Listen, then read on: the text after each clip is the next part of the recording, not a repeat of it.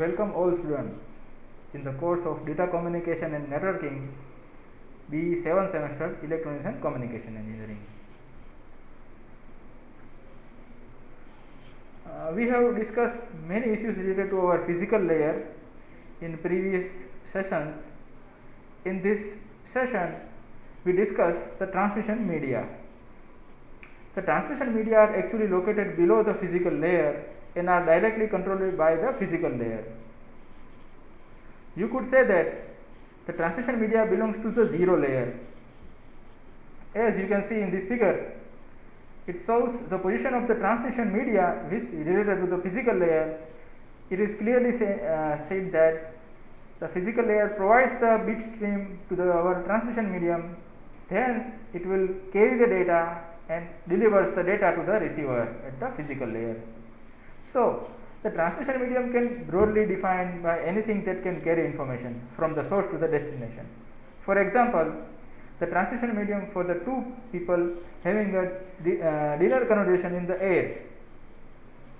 The air can also be used to convey the message in a smoke signal or the semaphore. For a written message, the transmission medium might be mail carrier, a truck, or an aeroplane. In the data communication, the definition of the information and the transmission medium is more specific. The transmission medium is usually free space, metallic cable or optical fiber cable. The information is usually a signal that is result in a conversion of data from one form to another. The use of the long distance communication using the electrical signal started with the invention of telegraph by Morse in 19th century. The communication by the telegraph was slow and depended on the metallic medium.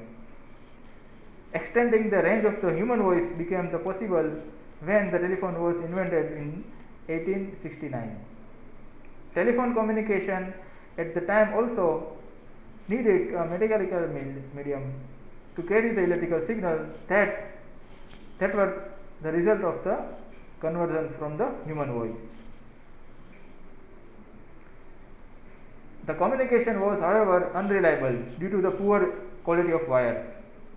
The lines were often noisy and technology was unsophisticated. Wireless communication started in 1895 when the Hertz was able to send the high frequency signals. Later, Marconi devised a method to send the telegraph type message over the Atlantic Ocean. We have come a long way. Better metallic media have been invented, twisted pair or coaxial cable, for example. The use of the optical fiber has increased the data rate incredibly. Free space, just like air, vacuum or water, is used more efficiently in a part due to the technologies such as modulation and multiplexing, which will be discussed. As we have discussed, the computer and the other telecommunication device uses the signal to represent the data. These signals are transmitted from one device to the another in the form of electromagnetic energy, which is propagated through the transmission media. The electromagnetic energy, a combination of electric and metallic fields vibrating in relation to each other, includes power, radio waves, infrared light, visible light, ultraviolet light, and X or gamma rays and cosmic rays. Each of these constitutes a portion of electromagnetic spectrum. Not all points of the spectrum are currently usable for the telecommunication. However, the media to harness those that are usable are also limited to the few types. In the telecommunication, the transmission media can be divided into the two broad categories: guided or wired, or unguided can be said as wireless. The guided media include the twisted pair cable, coaxial cable and fiber optic cable. In the same, the unguided medium, it is a free space. Figure shows the classification of our transmission media. So let's start with the guided media. The guided media, which are those that provide a conduct from one device to the another device, include the twisted pair cable, coaxial cable or the fiber optic cable. A signal traveling along the any of this media is directed and contained by the physical limits of the medium. Twisted pair and coaxial cable are the metallic copper conductors that accept and transmit the signals in the form of electric current, where in the optical fiber it is capable that accept and transport the signal in the form of light. So we are discussing three types in this session. So let's start with twisted pair cable. So a twisted pair cable consists of two conductors, normally copper, each with its own plastic insulation, twisted together as shown in our figure. So it is our conductor and it is insulated by this plastic cover. Fine. So one of the wires is used to carry the signals to receiver and another is used only for a ground reference. Over here the dark wire is used to transmit our data or transmit our signal and another is used for a ground purpose. The receiver uses the difference between the two. In addition to the signal sent by the sender on the one of the wires, the interference noise and the crosstalk may affect both wires and create unwanted signals. If the two wires are parallel, the effect of the unwanted signal is not the same in the both wires because they are different location relative to the noise and crosstalk sources. Just like one is closer and another is further. This results in the difference at a receiver. By the twisted pair cables, the balance is maintained. For example, suppose in one twist, one wire is closer to the noise source and another wire is farther. In the next twist, the reverse is true. Twisting makes it probable that both wires are equally affected by the external influences, noise or crosstalk. This means that the receiver which calculates the difference between the two receivers, no unwanted signals can affect the receiver. The unwanted signals are mostly cancelled out. From the above discussion, it is clear that the number of twisted pair per unit length has some effect on the quality of the cable. So let's have some categories of twisted pair. It is unshielded twisted pair UTP and shielded twisted pair. The most common twisted pair cable used in the communication is referred as a untwisted pair UTP. IBM has also produced a version of twisted pair cable for its use called as a shielded twisted pair STP. An STP cable has a metal foil on the mesh covering that encases each pair of the insulator conductors over here. Also, the metal casing improves the quality of the cable by providing the penetration of noise and crosstalk. It is bulkier and more expensive. Our figure shows the difference between UTP and STP. Our discussion focused primarily on the UTP because STP is seldom used outside the IBM. So it shows the figure of UTP and STP. The basic difference is a particular metal shield. A shield is available in our shielded twisted pair. That's why the name shielded is there. There is a no shield, so it is called as unshielded. So it is very easy to understand. So what are the categories of UTP? The Electronic Industries Association EIA has developed the standard to classify unshielded twisted pair cable into the 7 categories. The categories are determined by the cable quality, with 1 as the lowest and 7 as the highest. Each EIA category is suitable for a specific users.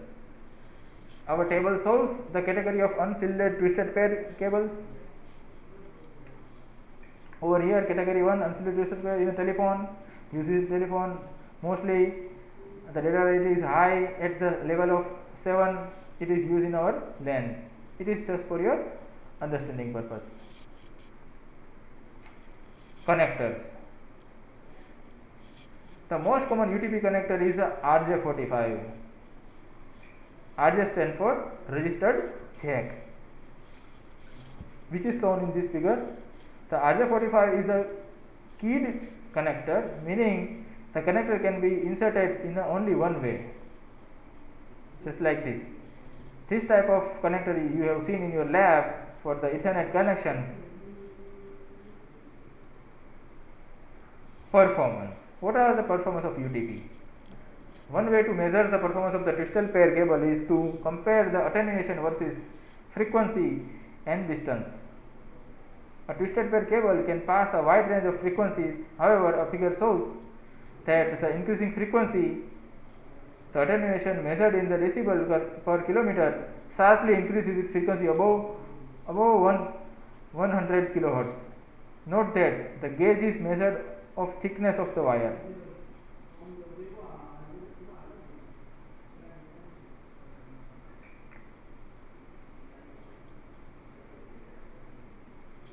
So before going for a coaxial cable, let's discuss the application of twisted pair.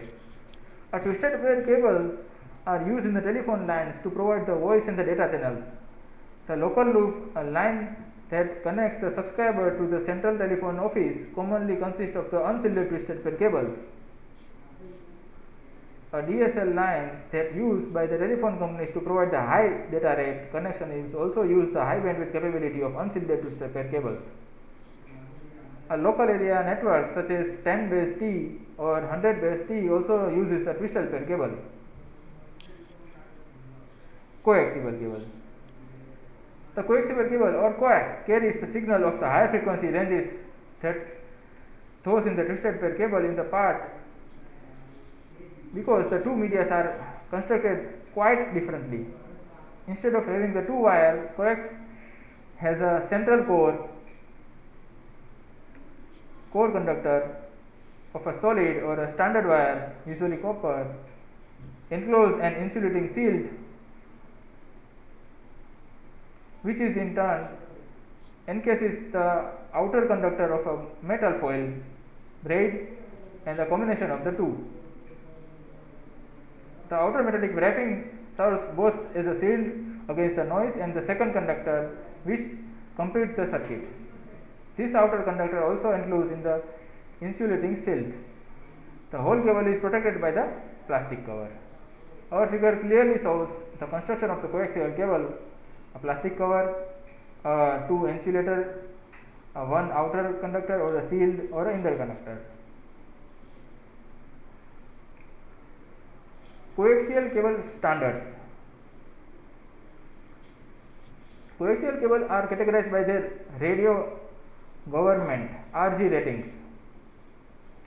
Each RG number denotes the unique set of physical specification, including the wire gauge of the inner conductor, the thickness and the type of the inner insulator, the construction of the shield, and the size and the type of the outer shield casing.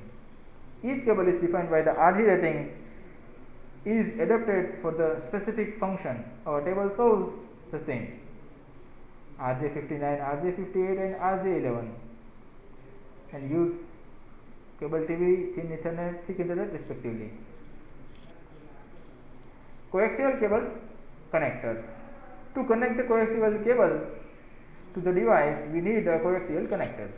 The most common type of the connector used today is Bayonne Conlanman or BNC.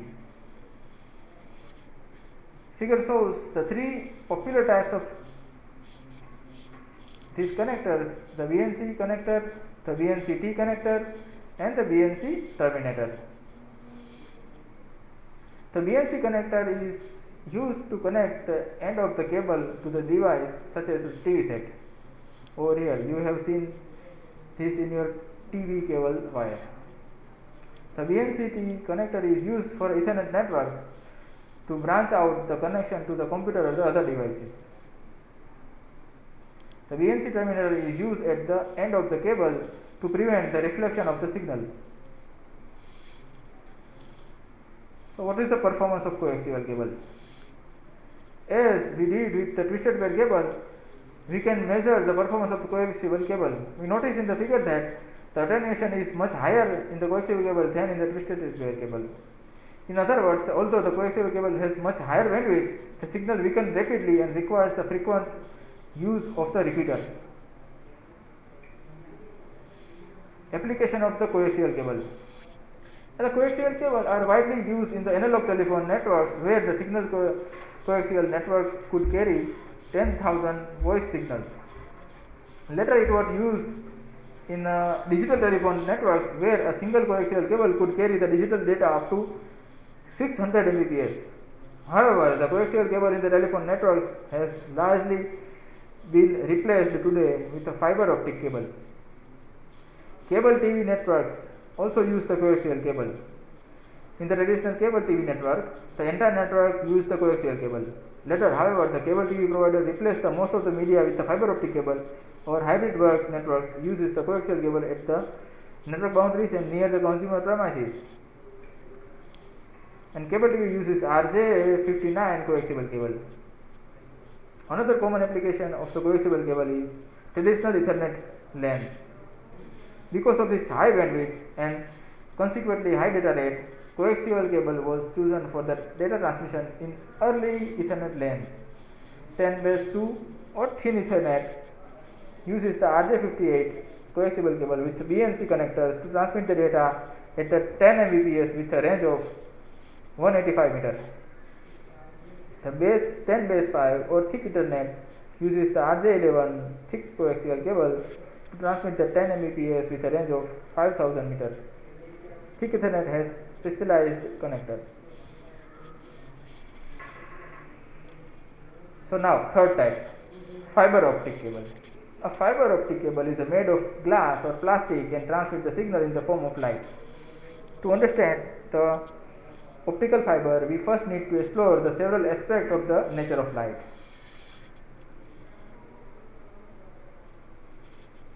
Light travels in a straight line as long as it is moving through the single uniform substance.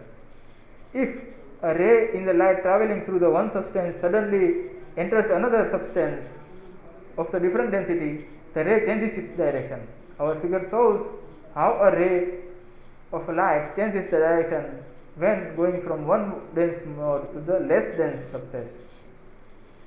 As the figure shows, if the angle of inclination I, the angle the ray makes with the line perpendicular to the interface between the two substances, is less than the critical angle, the ray reflects and moves closer to the surface. If the angle of the incidence is equal to the critical angle, the light bends along the interface. If the angle is greater than the critical angle, the ray reflects or makes the turn and travels again in the denser substance. Note that the critical angle is property of the substance and it is value differ from one substance to the another substance. An optical fiber uses the reflection to guide light through the channel. A glass of a plastic core is surrounded by the cladding of a less dense glass or plastic. The difference in the density of the two materials must be such that a beam of the light moving through the core is reflected off and cladding instead of the being reflected into it. And you can see this phenomena. Sender sends the light and light reflected back from this direction, and receiver receives the data in the form of light.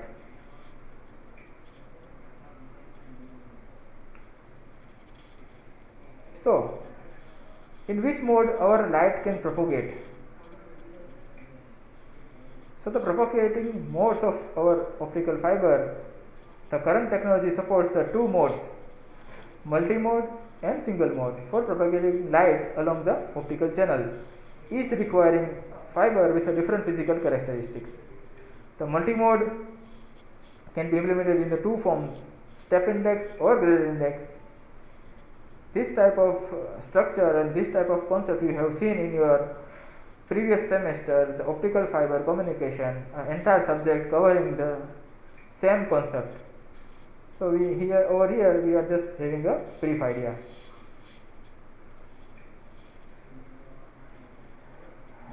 In the multi-mode,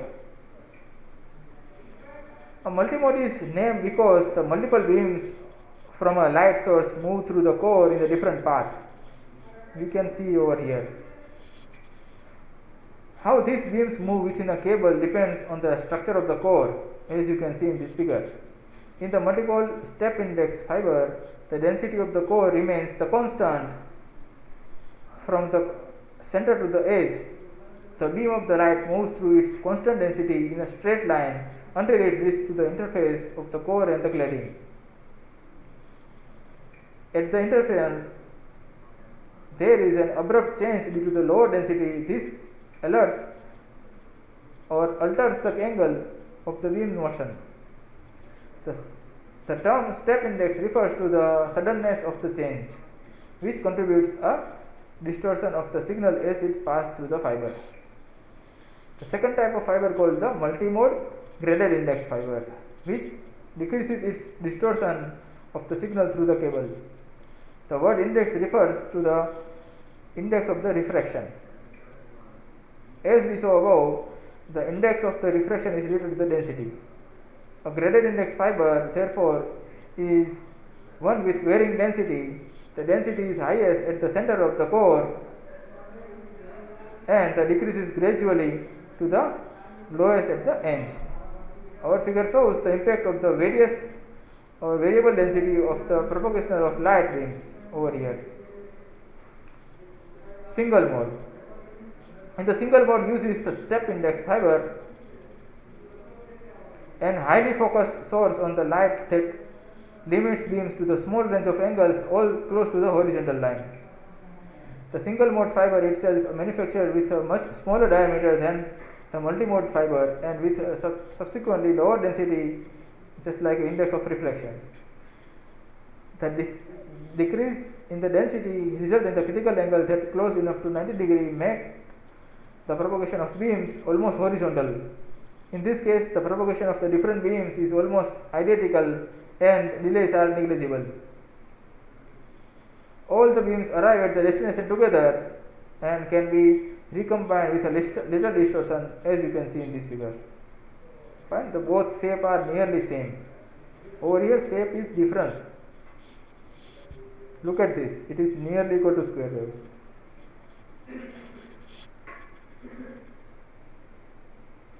Fiber sizes. Optical fiber are defined by the ratio of the diameter of their core and the diameter of their cladding, both expressed in the micrometers. The common size are shown in this figure or shown in this table. Note that the last size listed is a single mode only. It is a single mode only.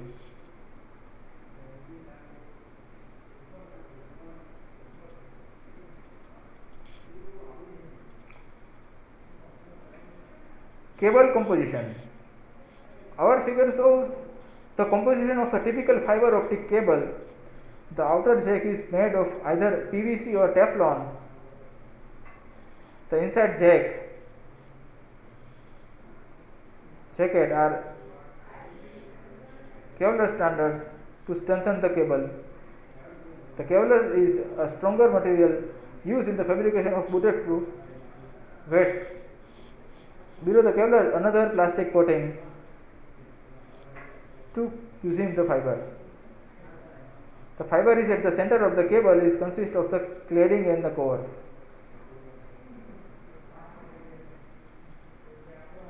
Now, fiber optic cable connectors. There are three types of fiber optic cables shown in this figure. The subscriber channel or SC channel connector is used for the cable TV. It pushes or pull locking system.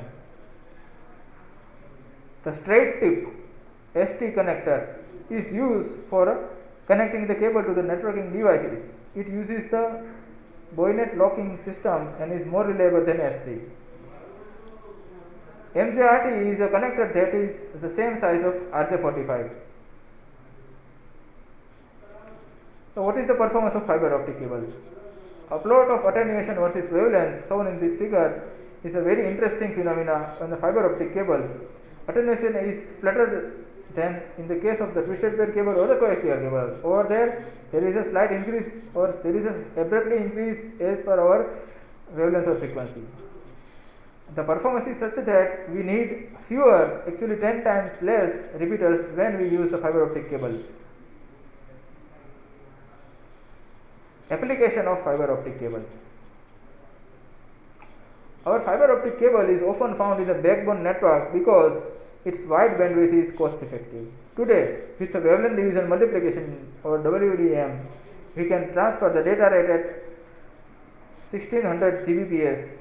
The SONET networks we will discuss in our next sessions provide such a backbone. Some cable TV companies uses the combination of optical fiber and coaxial cable and thus creating a hybrid network. Optical fiber provides the backbone structure while the coaxial cable provides the connection to the user premises. This is the cost effective non-configuration since the narrow bandwidth requires the user and does not justify the use of optical fiber. And local area networks such as 100 base FX networks such as a fast Ethernet and the 1000 base X also use the fiber optic cable. So in your mind that what are the advantages of fiber optic cable? So there are several advantages are there and several disadvantages also are there. So let us discuss about the advantages of fiber optic. First is higher bandwidth. This advantage is comparable with our metallic cable, just like our twisted pair cable or coaxial cable. So first is higher bandwidth.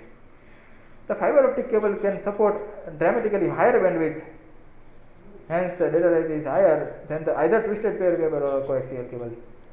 Currently, the data rates and bandwidth utilization over the fiber optic cable are limited not by the medium but by the signal generation and the reception technology available.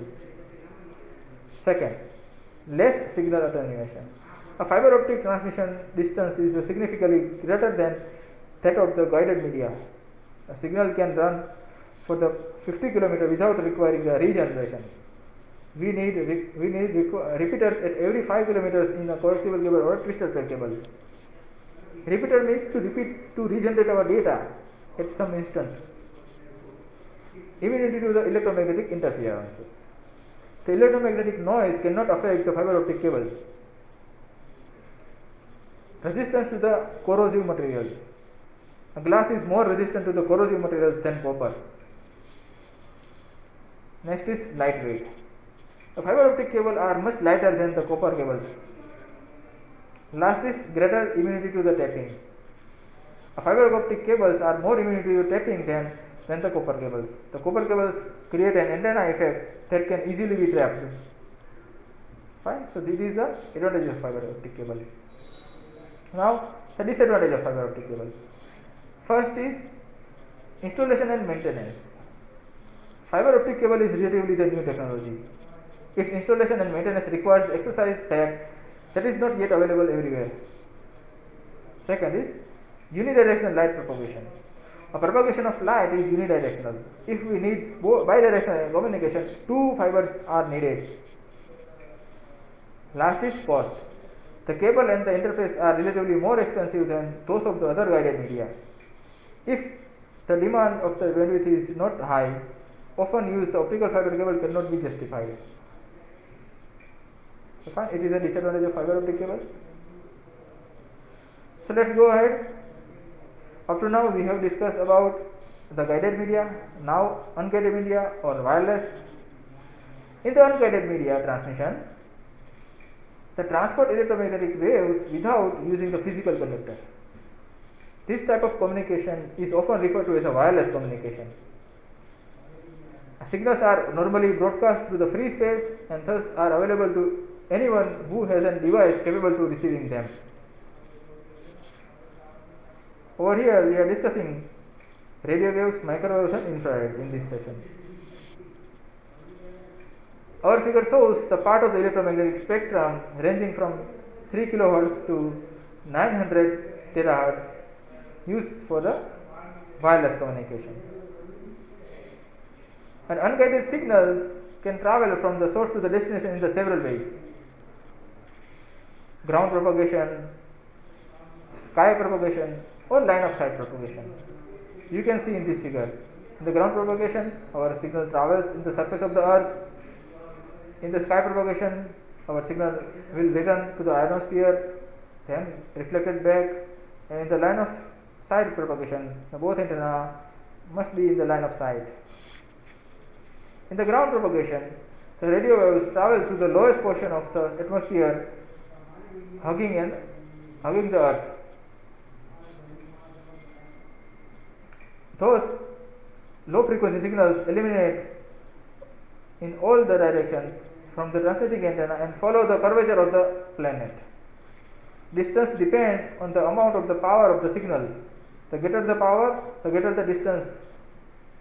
In the sky propagation, the high frequency radio waves are radiated upward into the ionosphere, the layer of the atmosphere where particles exist as ions, where they can reflect it back to the earth. This type of transmission allows the greater distance with the lower output power. In the line of sight propagation, the very high frequency signals are transmitted in the straight line directly from the antenna to antenna. Antenna must be directional, facing each other, and either tall enough to close enough together not to be affected by the curvature of the earth. The line of sight propagation is tricky because the radio transmission cannot be completely focused. The section of electromagnetic spectrum defined as the radio waves and the microwaves is divided into the 8 ranges called as bands. Each is regulated by the government authorities.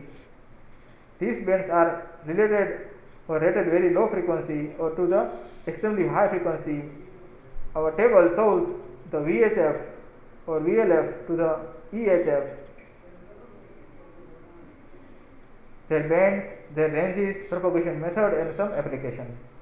So I am just making this table available to you. Read it carefully, and it will be very helpful for any application of our band, just like VHF, which is used in long range radio, LF, radio beacons, and navigation, high frequency, citizen band, medium frequency, AM radio, VHF, VHF TV, FM radio, UHF, cellular phone, satellite, SHF, cellular communication, EHF, radar or satellite.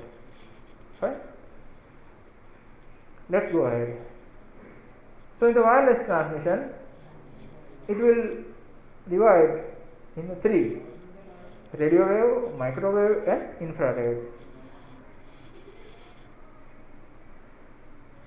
So first is radio waves.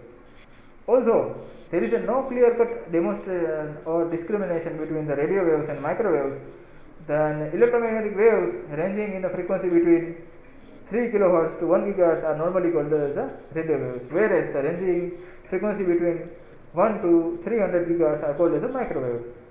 However, the behavior of the waves rather than the frequencies is better creation of the classification. The radio waves, for the most of the part, the omnigas directional. When an antenna transmits the radio waves, they are propagated in all the directions. This means that the sending and the receiving antenna do not have to be aligned. A sending antenna sends the wave that can be received by any receiving antenna. The omnidirectional property has a disadvantage too.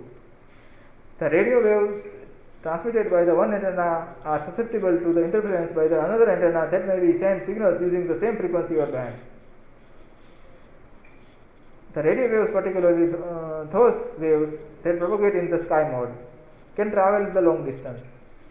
This makes radio waves good candidate for the long distance broadcasting such as AM radio. Radio waves, particularly those of the low and the medium frequency, can penetrate the walls. These characteristics can be both an advantage and disadvantage. It is advantage because, for example, an AM radio can receive the signal inside the building. It is a disadvantage because we cannot isolate the communication to just inside or outside the building. The radio wave band is relatively narrow, just for 1 GHz compared to the microwave band. When this band is divided into the sub-bands are also narrow, leading to a low data rate for the digital communication. Almost the entire band is regulated by the authorities, just like FCC in the United States. In our India, TRAI is there, telecom regulatory. Using any part of the band requires permission to the authorities. So it shows the omnidirectional antenna. Over here, a signal is generated, then it is propagated all direction in the same way. Our radio waves use the omnidirectional antenna that sends out the signal in the all direction. Based on the wavelength, strength, and then purpose of the transmission, we can have several types of antenna. Our figure shows the omnidirectional antenna. Radio waves are used to multicast communication such as radio and television and paging system. So the application of radio waves. The omnidirectional characteristics of the radio waves make them useful for a multicasting in which there is a one sender but many receivers. AM and FM radio, television, maritime radio, cordless phone, and paging are the example of multicasting. Now, microwaves. The electromagnetic wave having the frequency between 1 to 3 to 300 gigahertz called as a microwave.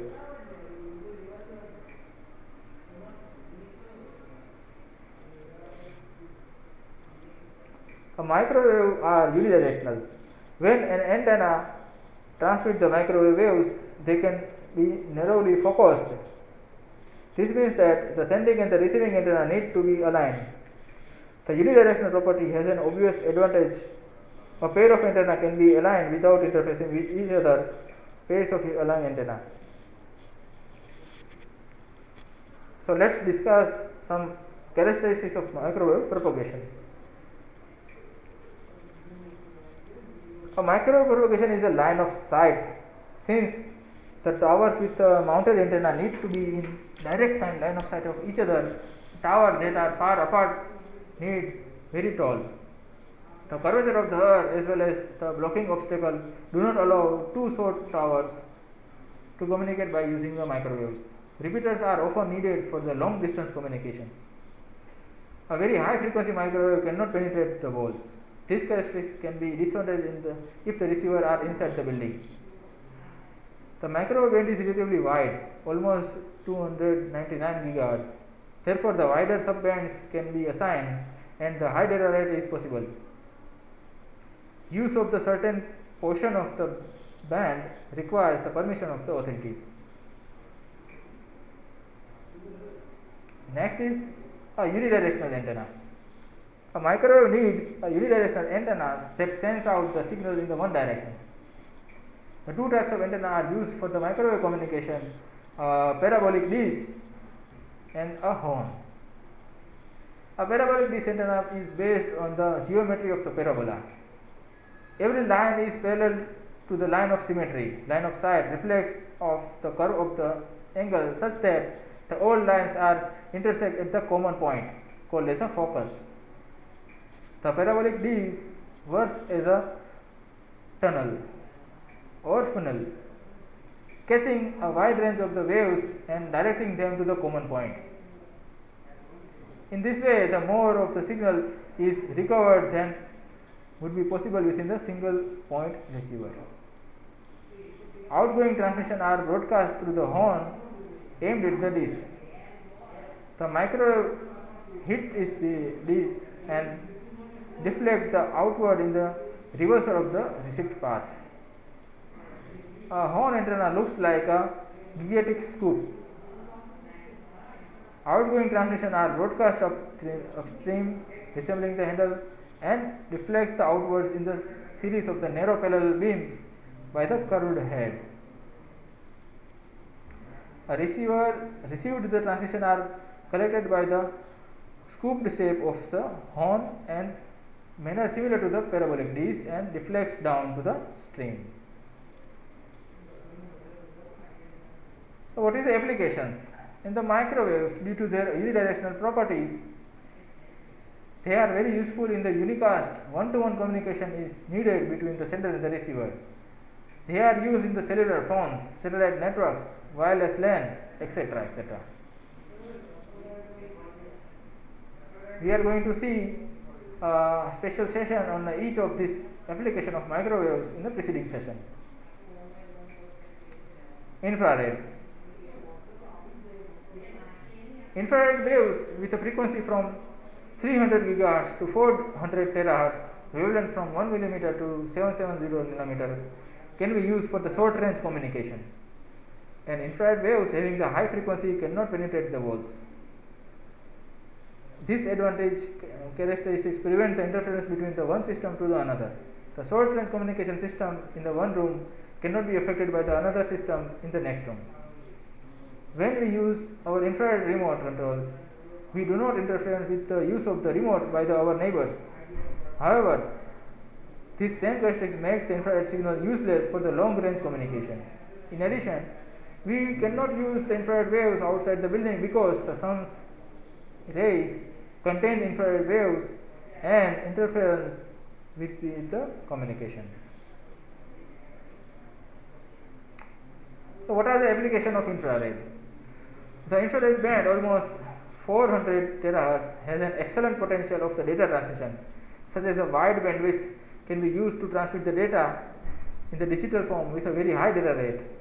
The Infrared Data Association (IRDA), an association of sponsoring the use of infrared waves, has established the standard for using these signals for the communication between the devices such as keyboards, mice, PCs and printers. For example, some manufacturing provides a special port called as an IRDA port, allows a wireless keyboard to communicate with the PC. The standard originally defined by the data rate of 75 kbps for the distance up to 8 meters. The recent standard defines data rate of 4 Mbps. The infrared signal defined by the IRDA transmit through the line of sight and IRDA ports on the keyboard needs to point the PC to the transmission to occur. So we can conclude that the infrared signals can be used for the short communication in the closed area using the line of sight propagation. So up to now we have discussed the transmission media, guided and unguided. In the guided transmission media we have discussed the twisted pair cable, coaxial cable and fiber optic cable. In the unguided or wireless transmission media we have discussed the radio waves, microwaves and infrared. This question is for your assignment. Make notes in your notebook and send back it to me as per the given direction. Contact if any query.